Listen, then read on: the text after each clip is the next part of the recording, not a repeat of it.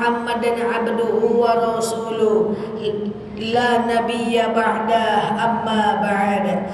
Ibu-ibu yang saya sayangi karena Allah, sebelum kita mulai kajian kita berdoa kepada Allah, semoga siapapun kita yang hadir dalam majelis ini, insyaallah Allah sehatkan badan kita, Allah kuatkan jasad kita, Allah tambah ruh keimanan kita, Allah luaskan rezeki kita, Allah angkat segala masalah kita, Allah jauhkan kita dari orang-orang zalim, Allah matikan kita dalam keadaan husnul khatimah. Amin. Allahumma amin. Salatan salaman daimaini mutalazimaini ala nabiyyina Muhammadin wa ali abdillah. Salawat salam kita hadiahkan kepada baginda Nabi. Allahumma salli ala Muhammad wa ala ali Muhammad. Ibu-ibu semua sehat? Alhamdulillah. Ibu-ibu, tausiah singkat kita hari ini, paling lama 30 menit ke depan kita akan membahas tentang yang penting-penting aja untuk kita bawa pulang bersempena dengan bulan Muharram. Jadi supaya tidak terlalu bingung, banyak kali informasi yang masuk ke kepala kita, maka kita sampaikan yang penting-penting aja deh tentang bulan Muharram. Cocok ya? Baik, ibu-ibu yang saya sayangi karena Allah, hari ini hari apa? Hari Rabu. Besok hari apa? Besoknya lagi hari apa? Oh. Jadi nanti hari Jumat tanggal 27 Juni kita memasuki tahun baru Islam, yaitu tahun baru Hijriah, tahun di mana Rasulullah SAW hijrah dari kota Mekah ke kota Madinah. Saya akan sampaikan amalan apa yang kita lakukan di bulan Muharram. Kalau cukup waktu nanti saya akan sampaikan apa saja yang terjadi di bulan Muharram. Tapi kalau tidak cukup, yang penting amalannya bisa kita bawa pulang. Hari Jumat lusa 1 Muharram. Sementara pergantian waktu dalam agama Islam dimulai dari maghrib. Jadi besok maghrib, Kamis maghrib itu sebenarnya sudah 1 Muharram. Apa amalan yang bisa kita lakukan pada bulan Muharram atau tahun baru Islam? Bulan Muharram ini harus kita semarakkan, karena bulan Muharram ini adalah salah satu di antara bulan haram. Dalam satu tahun ada 4 bulan yang paling utama. Namanya bulan haram: Zulqa'dah, Zulhijjah, Muharram, dan Rajab.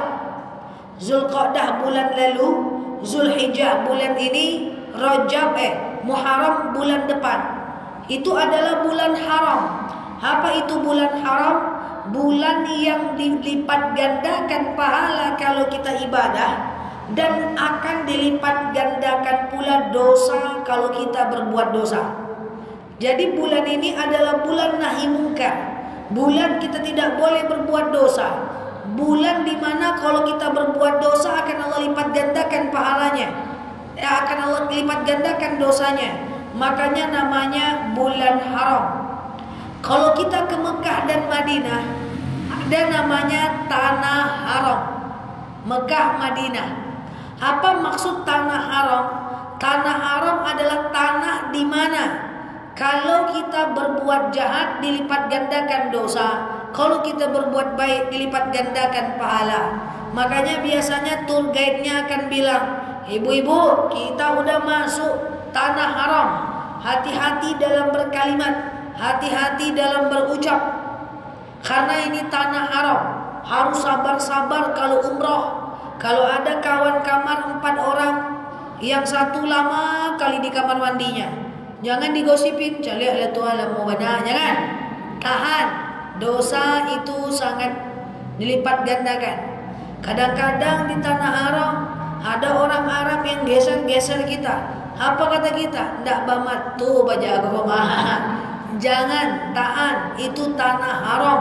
Tanah di mana setiap dosa kita akan dilipat gandakan, setiap pahala kita akan dilipat gandakan. Maka kalau di sana tanah haram, kalau di sini bulan haram. Di mana itu? Zulqa'dah, Zulhijjah, Muharram dan Rajab. Jadi bulan ini kalau kita mau berbuat dosa, tunda dulu sampai bulan Safar. Enggak ya, tunda dulu.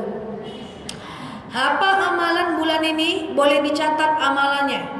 Yang pertama, besok sebelum sholat maghrib atau setelah asar, ibu ambil wudu, ibu pakai mukena, ibu bentang sejadah, baca doa akhir tahun. Kalau mau nih jemaah An-Najah nih, besok sebelum kita melakukan yang namanya sholat maghrib, lebih cepat aja datang ke masjidnya. Baca doa akhir tahun. Doa akhir tahun bisa dilihat di Majmu' Syarif, atau bisa dilihat di semacam di internet bisa. Sebelum maghrib baca doa akhir tahun, besok maghrib, lalu sholat maghrib, lalu ba'diyah maghrib, lalu baca doa awal tahun. Karena dia besok malam Jumat, maka boleh ditambah dengan Al-Kafi dan Al-Muluk. Paham? Bingung? Enggak, paham ya? Itu amalan yang pertama. Amalan yang kedua, saya cepat betul? Cepat betul? Hah? Pas ya? Oh, pelan sikit. Jadi besok oke. Gelisah ya. Oke ya. Jadi besok itu maghrib sudah 1 Muharram. Kita dianjurkan baca doa awal dan akhir tahun. Kita tahu pergantian waktu dalam Islam dimulai dari maghrib. Jadi besok sebelum maghrib, sebelum azan maghrib, lebih cepat berwudunya. Wudu, pakai mukena, bentangkan sejadah, baca doa akhir tahun. Cari aja di internet doa akhir tahun baru Islam. Setelah itu sholat maghrib, lalu kemudian ba'diyah maghrib, kan gitu kan? Ibu kan masih di masjid tuh atau di rumah? Lalu baca doa awal tahun. Betul? Hah? Habis maghrib udah masuk tahun baru, awal tahun. Karena itu hari Kamis malam Jumat, kalau mau ditambah dengan Al-Muluk boleh, kan itu amalan Jumat kan? Kalau mau ditambah dengan Al-Kahfi boleh, kan itu amalan Jumat kan? Betul? Mantap. Udah paham? Ulang lagi? Enggak. Itu satu. Yang kedua, saya pelan-pelan saja. Amalan yang dianjurkan di bulan Muharram adalah berpuasa sunnah diperbanyak. Tapi ada puasa sunnah yang dimasyhurkan di bulan Muharram, yaitu tanggal 10 Muharram. Nanti tanggal 6 Juli, hari Minggu. Besok ini kan Minggu nih. Minggu depannya lagi. Itu namanya 6 Juli puasa Asyura. Kita tidak ketemu lagi nih Bu. Tidak ada yang mengingatkan nanti lagi. Saya ingatkan sekarang. 6 Juli hari Minggu puasa Asyura. Sengaja aku puasa Asyura karena Allah. Manfaatnya apa? Diampunkan puasa as-sanatal madhi, 1 tahun yang lalu. Dan tanggal 9 Muharramnya 5 Juli hari Sabtunya puasa Tasu'a. Apa namanya? Tasu'a. Jadi puasa yang dianjurkan di bulan Muharram 5-6 Juli, Sabtu atau dan Minggu, namanya Tasu'a dan Asyura. Tasu'a dan Asyura. Dulu pada masa Nabi, di 10 Muharram orang berpuasa. 10 Muharram orang berpuasa Asyura. Tapi sahabat Rasulullah berkata, "Ya Rasulullah, ini orang semuanya orang Yahudi puasa Asyura juga ini." Apa kata Rasulullah? Supaya beda kita dengan orang Yahudi, tahun depan kita tambah dengan Tasu'a, membedakan diri dari orang Yahudi. Makanannya ada 2 puasa, Tasu'a dan Asyura. Kita tidak boleh sama dengan non-muslim. Kenapa ulang tahun tidak boleh ngembus lilin? Karena orang Nasrani ngembus lilin saat berdoa. Kenapa laki-laki dalam Islam cukur kumis, panjangkan jenggot? Karena non-muslim panjang kumis, panjang jenggot. Supaya beda, cukur kumis, panjangkan jenggot. Makanya Sinterklas panjang kumis, panjang jenggot. Paulus Benedictus panjang kumis, panjang jenggot. Makanya Islam harus beda, cukur kumis, panjangkan jenggot. Kenapa tidak boleh sholat di 3 waktu? Habis asar tak boleh sholat, habis subuh tak boleh sholat, sebelum azan zuhur tak boleh sholat. Kenapa? Karena itu jadwal sembahyangnya orang Majusi. Supaya beda kita dengan mereka, jangan sembahyang atau sholat di waktu itu. Sama dengan puasa Asyura. Sebenarnya puasa Muharram tadinya cuma 1 hari. Masalahnya orang Yahudi juga berpuasa. Supaya beda dengan mereka, tambah 1 hari Tasu'a. Walaupun tahun depannya Rasulullah tidak sempat berpuasa Tasu'a, sudah meninggal sebelum muncul Asyura tahun depan. Tapi Rasul pernah memerintahkan. Paham sampai sini? Oke? Ingat tanggalnya ya. Kenapa? 5-6 Juli, Sabtu dan Minggu. Ustazah, saya itu pengen puasa 10 hari pertama Muharram. Saya pengen rajin-rajin pokoknya puasa. Boleh gak sih memperbanyak puasa di bulan Muharram? Boleh. Tapi saya ingatkan sebentar. Puasa di bulan Muharram yang dianjurkan adalah Tasu'a dan Asyura.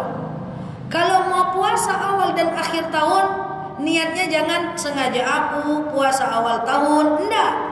Dikembalikan kepada puasa-puasa yang masyhur. Saya coba pelan-pelan. Besok kalau mau puasa 10 hari ini, besok boleh puasa Senin dan Kamis. Karena di hari Kamis, ini kita pura-puranya ibu rajin puasa nih. Pura-pura aja dulu. Oh memang ya. Besok boleh puasa Senin dan Kamis. Jumat boleh puasa Qadha. Sabtu Minggu Qadha. Senin dan Kamis. Selasa Rabu Qadha. Kamis lagi, Senin dan Kamis lagi. Jumat Qadha. Sabtu apa tadi? Tasu'a. Minggu Asyura. Senin dan Kamis. Jadi boleh, tapi niatnya dikembalikan kepada niat-niat yang masyhur. Clear? Puasa itu luar biasa. Makanya hal yastawil ladina ya'lamuna ma la ta'lamun. Kalau kita berpuasa nanti jangan lupa berdoa ya. Karena menurut Imam Nawawi, doa orang yang berpuasa itu akan mustajab sepanjang waktu dia berpuasa. Jadi banyaklah berdoa ya ketika kita berpuasa itu. Nah, jangan lupa Tasu'a dan Asyura. Clear? Yang ketiga, amalan yang sangat dianjurkan di bulan Muharram adalah memperbanyak sholawat. Karena ketika Rasulullah hijrah dari kota Mekah ke kota Madinah, itu disambut dengan sholawat. Sholawat itu boleh nggak sambil baring Ustazah? Boleh. Alladzina yadhkuruna Allaha qiyaman wa qu'udan wa 'ala junubihim wa yatafakkaruna fi khalqis samawati wal ardh. Ingatlah Allah saat tegak, duduk dan berbaring. Banyak sholawat. Yang keempat, di bulan Muharram seperti tadi saya sampaikan bahwa kita sangat dianjurkan untuk meninggalkan dosa. Jadi pulang dari sini nanti kita ambil pena, kita ambil kertas, usahakan catat apa saja dosa-dosa yang biasanya kita lakukan. Catat. Jadi yang dicatat tuh dosa-dosa mak, ndak pitikan luarnya dicatat dong mak. Nah, catat dosa kita. Kan setiap kita beda-beda dosanya nih. Ya Allah, saya suka melawan suami ya Allah. Catat. Tapi jangan pakai ujung, tapi kan nyojae ya Allah, jangan. Ya Allah, saya masih suka gibah. Tapi kan enak ya Allah, jangan gitu ya. Ya Allah, saya keluar rumah selalu pakai baju KTB ya Allah. Ya Allah, saya tuh masih suka nyubit-nyubit anak. saya masih suka marahin anak. Catat dosa-dosa kita itu. Loh kenapa emangnya kami catat Ustazah? Berkomitmen kita untuk meninggalkannya di dalam bulan Muharram. Karena ingat, di bulan Muharram dosa-dosa kita berlipat ganda. Terus apa tujuan kami catat Ustazah? Tujuan kita mencatatnya, ketika kita melakukan dosa yang sama, maka apa yang kita lakukan? Dalam dalil dikatakan, ittaqullaha haitsuma kunta wa asbi'i sayyi'atal hasanata tamhuha. Ketika kita melakukan kesalahan itu, ganti dengan melakukan kebaikan. Contoh, ya Allah, saya masih suka melawan suami, ya Allah. Buat kompensasi. Kalau saya melawan lagi, saya sedekah subuh 100.000 ya Allah. Daripada pitih kaluan jak diam lewat. Ya Allah, saya suka gibah. Sekali saya gibah, saya tahajudnya 8 rakaat 3 bulan berturut-turut. Ya Allah, saya suka buka aurat keluar rumah. Kalau ke Indomaret saya tutup, kalau nyiram bunga buka senyo ya Allah. Seandainya saya buka aurat di bulan ini, saya denda sholat duha 12 rakaat selama 7 hari. Supaya imbang dosa dan pahala kita itu. Supaya ada kompensasinya. Wa asbi'is sayyi'atal hasanata tamhuha. Ganti setiap keburukan dengan kebaikan. Ingat, bulan Muharram adalah bulan di mana diperintahkan untuk meninggalkan dosa. Kalau orang-orang Arab di bulan Muharram mereka banyak di rumah karena takut berbuat dosa. Kalau kita agak lain, mall penuh karena liburan. Masya Allah. Oke, nomor 1 apa tadi? Lupa. Doa awal tahun, akhir tahun. Yang kedua, Taswa dan Asyura. Yang ketiga, salawat. Yang keempat, catat, muhasabah diri. Apa kekurangan kita di masa lalu, kita ganti di masa depan. Oke, saya lanjut. Selebihnya ibu ibadah-ibadah yang biasa saja, insya Allah dilipat gandakan pahala. Saya rasa banyak ustadz yang udah ceramah tentang Muharram, tapi saya ingin sampaikan apa hal yang selama ini jarang tersampaikan kepada kita semua, sekedar ilmu pengetahuan kita saja. Apa yang mau saya sampaikan ini, yang tadi itu harus diingat, karena kita bakal mengamalkan. Tapi yang sekarang mau saya sampaikan, tidak diingat, tidak apa-apa, sekedar pengetahuan saja. Saya mulai. Apa saja kejadian yang mantap, yang masyhur, yang masih terdata dalam kitab I'adanut Talibin, kitab klasik. Ternyata di bulan Muharram banyak sekali kejadian-kejadian penting yang mesti kita sampaikan. Kalau Muharram sudah sering ceramah tentang Muharram, saya sampaikan yang jarang tersampaikan selama ini. Kita mulai. Yang pertama, di bulan Muharram adalah diciptakannya Nabi Adam. Nabi Adam diciptakan di bulan Muharram. Lalu dari Nabi Adam diciptakannya Siti Hawa. Lalu Allah memerintahkan kepada Nabi Adam, wa qulna ya Adam uskun anta wa zawjukal jannah. Adam, tinggallah engkau dan istrimu di surga ini. Lalu kemudian apa kata Allah? Wala taqrabah hadhihi syajarah. Jangan kau dekati pohon ini. Akhirnya Siti Hawa, Adam digoda oleh setan. Nabi saja digoda oleh setan, apalagi jemaah aja. Akhirnya dimakannya juga buah itu. Akhirnya Allah marah, diturunkanlah Nabi Adam dan Siti Hawa ke bumi. Adam diturunkan di India, Siti Hawa diturunkan di Jeddah. Makanya Jeddah itu, kota Jeddah itu artinya nenek moyang. Satu di India, satu di Jeddah. Di mana Adam diturunkan? India. Di mana Hawa? Di Jeddah. Bertemu di mana? Padang Arafah. Kalau kita umrah kan kita pergi Jabal Rahmah. Satu di India, satu di Jeddah, ketemu di Padang Arafah atau Jabal Rahmah. Bertaubat dan diterimanya taubat Nabi Adam itu juga terjadi di bulan Muharram. Ibu-ibu, makam Nabi Adam ada di India. Saya belum tengok. Nabi Adam itu dimakamkan di India.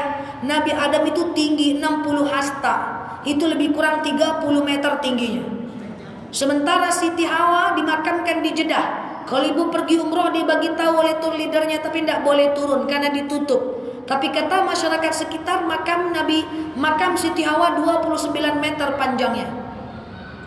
Dilahirkannya Nabi Adam dan diterimanya taubat Nabi Adam di bulan Muharram. Clear? Banyak kejadian asli luar biasa di bulan Muharram. Ini kalau tidak diingat tidak apa-apa, pada pening pula kepala nanti. Dengar aja lah, anggu-anggu aja lah. Kemudian yang ketiga, apa itu?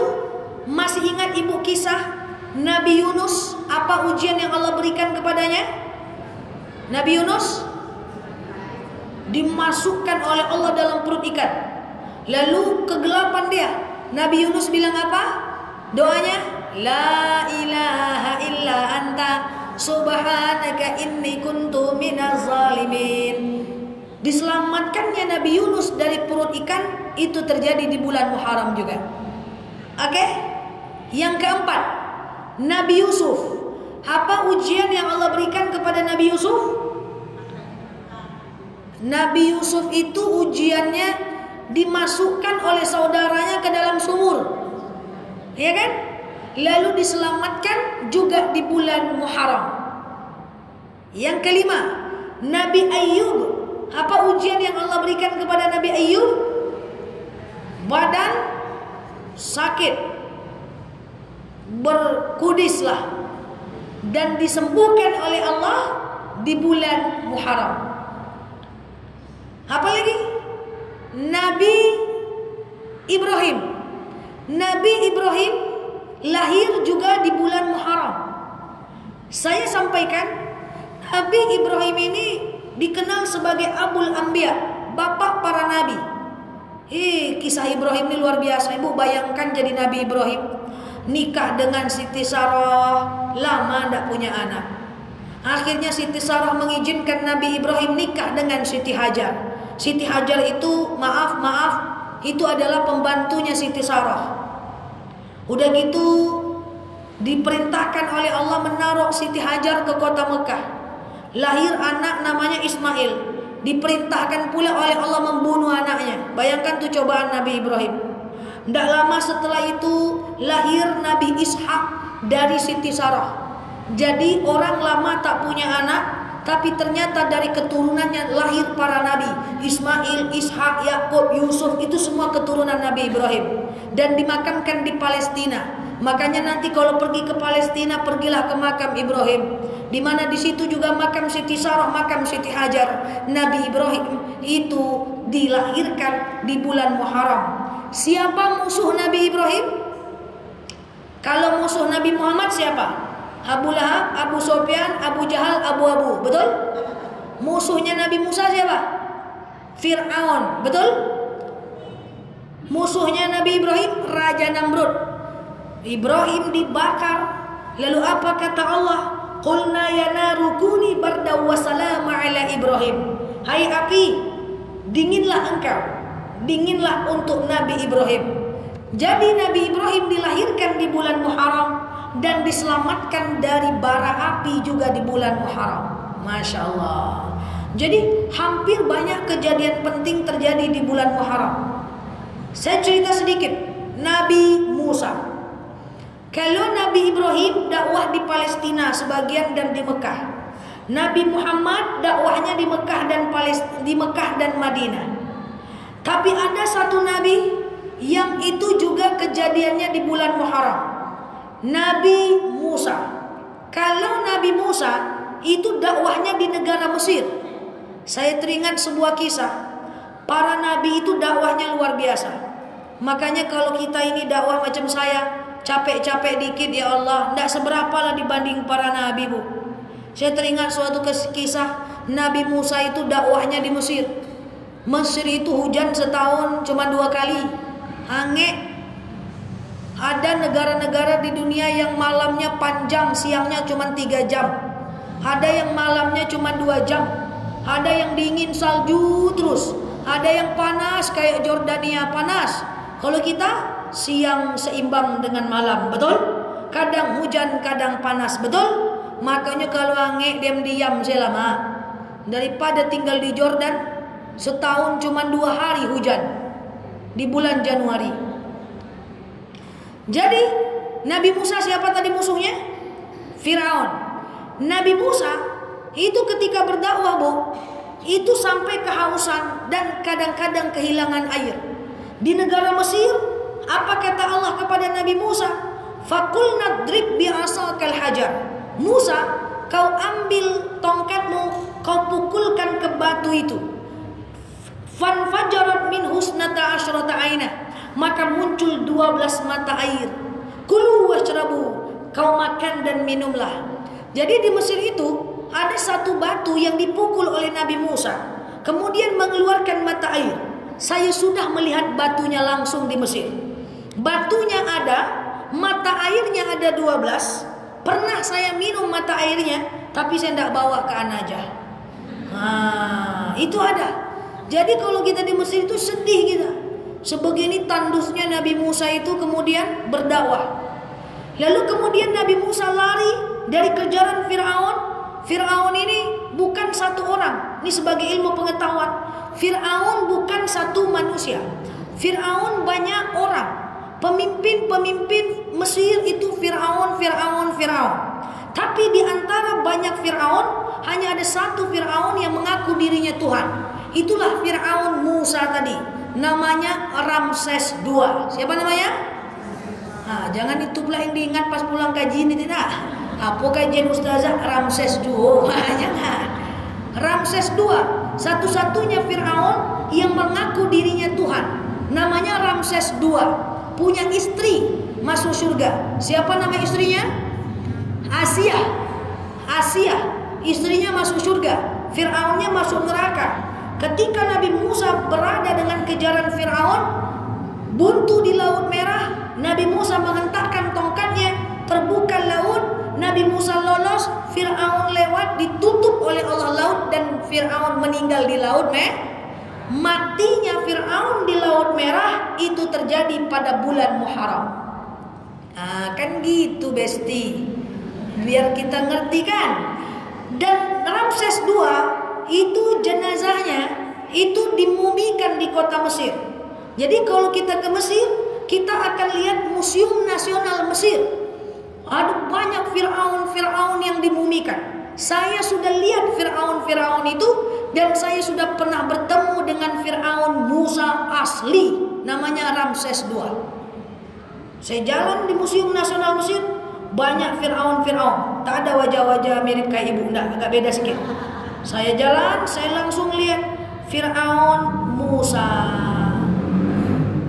Tapi agak sombong dia. Saya sapa, "Ses." Diam aja dia. Jadi di Mesir itu banyak sekali Firaun dan semua dimumikan. Orang Mesir itu ahli memumikan atau mengawetkan. Bahkan kiswah Ka'bah, kain penutup Ka'bah pertama di dunia ada di Museum Nasional Mesir. Karpet Firaun ada di Museum Nasional Mesir. Piramida itu adalah makam Firaun, tapi bukan Firaun Musa, beda lagi. Itu semua terjadi di bulan Muharram. Masya Allah ya. Bulan Muharram bulan yang spektakuler, luar biasa. Semoga ketika di bulan Muharram dijauhkannya para nabi dari ujiannya, dijauhkan pula kita dari ujian hidup. Harapan saya besar semoga ujian hidup kita berkurang, karena saya tengok nih wajah-wajah depan saya penuh ujian dan beban hidup. Semoga Muharram ini menjadi momentum kita untuk keluar daripada ujian-ujian itu. Maka para nabi itu luar biasa. Sebagai penutup pengetahuan kita, ketika banyak orang yang sudah masuk ke dalam ajaran agama Nabi Musa berjalan di semenanjung Sinai, padang pasir yang luar biasa. Nyampe di kaki bukit Sinai, Nabi Musa bertemu dengan Nabi Harun. Nabi Harun itu adalah kakak kandungnya Nabi Musa. Lalu dia ngomong dengan Nabi Harun. Ibaratnya gini, run, gitulah ibaratnya. Saya capek nih Run. Saya mau ke atas bukit Sinai. Saya titipkan pengikut saya kepada engkau di kaki bukit. Kau jaga sampai aku turun. Naiklah Nabi Musa ke bukit Sinai. Dan saya sudah naik bukit Sinai itu. 6 jam naik, 6 jam turun. Nyampe di bawah, sholat duduk, lutut mau copot. Naik saya ke Bukit Sinai, saya tengok gunung-gunung luar biasa. Kenapa Nabi Musa naik ke Bukit Sinai? Dia serondok di dalam lubang, namanya lubang Musa. Saya sampai ke lubang itu dan saya menangis menengok lubang itu. Ya Allah, ngapain Nabi Musa di lubang ini? Ternyata dia ingin bertemu, ingin melihat Allah. Nyampe di lubang itu, apa kata Nabi Musa? Anjur, saya ingin lihat engkau ya Allah. Apa kata Allah? Lan tarawni, kau tak akan pernah lihat aku ya Musa. Walakin undur ilal jabal, tapi kau lihat gunung-gunung ini, aku akan hancurkan dan akan aku kembalikan. Saya ngerti sejarahnya, pas saya lihat tentu saya deg-degan. Kebayang saya, berarti ini gunung-gunung yang dihancurkan oleh Allah dan kemudian disatukan kembali sebagai bukti bahwa Allah itu ada. Sehingga Nabi Musa yakin Allah itu ada.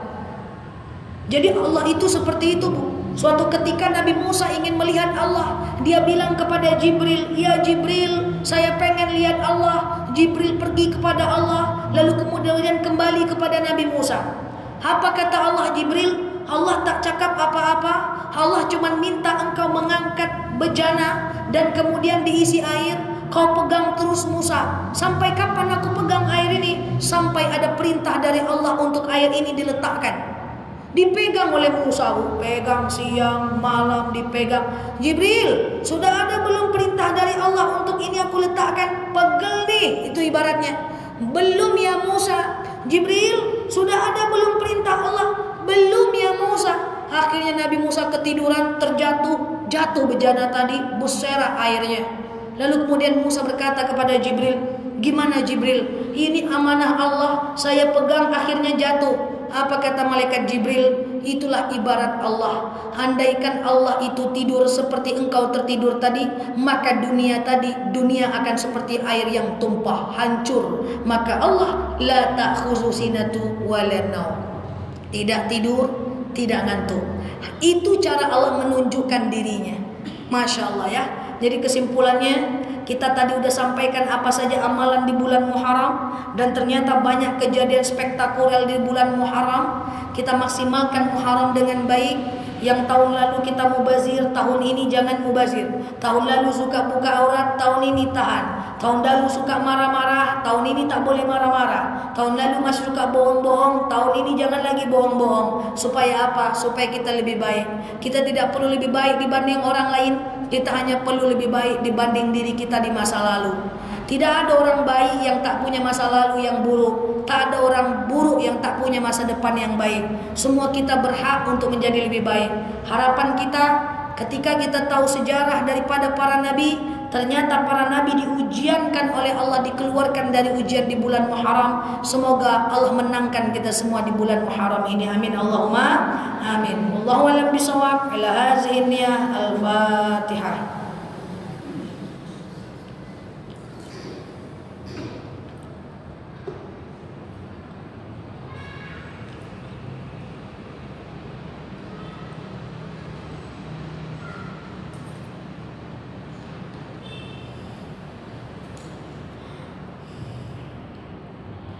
Amin ya Allah, amin ya Rahman, amin amin ya mujib as-sa'ilin. Allahumma salli ala Muhammad wa ala ali Muhammad. Allahumma inna nas'aluka ridhaka wal jannah, na'udzubika min sakhatika wan nar. Allahumma inna nas'aluka salamatan fi dinina, afiyatan fi jasadina, ziyadatan fi ilmina, barakatan fi rizqina, taubatan qabla al-maut, rahmatan indal maut, maghfiratan ba'dal maut. Allahumma hawwin 'alaina fi sakaratil maut, najatan minan nar wal 'afwa 'indal hisab. Allahumma antas salam minkas salam wa ilaika ya'ulu salam, fahayyina rabbana bisalam wa dakhalnal jannata darussalam, tabarakta rabbana wa ta'alita ya hadzal jalali wal ikram. Allahumma inna na'udzubika minal hammi wal hazan, na'udzubika minal ajzi wal kasal, na'udzubika minal jubni wal bukhli, na'udzubika min ghalabati ad-dini wa qahri rijal. Allahumma yassir 'alaina umurana wa la tu'assir 'alaina umurana ya rabbal alamin. Allahumma khususan ila arwahi abina Jasbir bin Mayan wa ila arwahi kulli muslimina wal muslimat. Allahumma ighfir lahum warhamhum wa'afi wa'fu anhum wa akrim nuzulahum wa wasi' madkhalahum wasilhum bil ma'i wasalji wal barad wa naqihim minal khataaya kama yunqqa sabul abyadu minad danasi wa abdilhum خيرا من دارهم وأهل خيرا من أهلهم يا رب العالمين. اللهم خصوصا إلى أرواح أبينا جسر بن ميان وإلى أرواح كل المسلمين والمسلمات، اللهم اجعل قبرهم روضة من رياض الجنة ولا تجعل قبرهم مرة من غبار النيران. اللهم خصوصا إلى هذه الجماعة، اللهم أنزل رحمتك ومغفرتك وسلامك وبركتك صحتك إلينا يا رب العالمين. اللهم يسر علينا أمورنا ولا تعسر علينا أمورنا يا رب العالمين. اللهم انصر إخواننا مجاهدين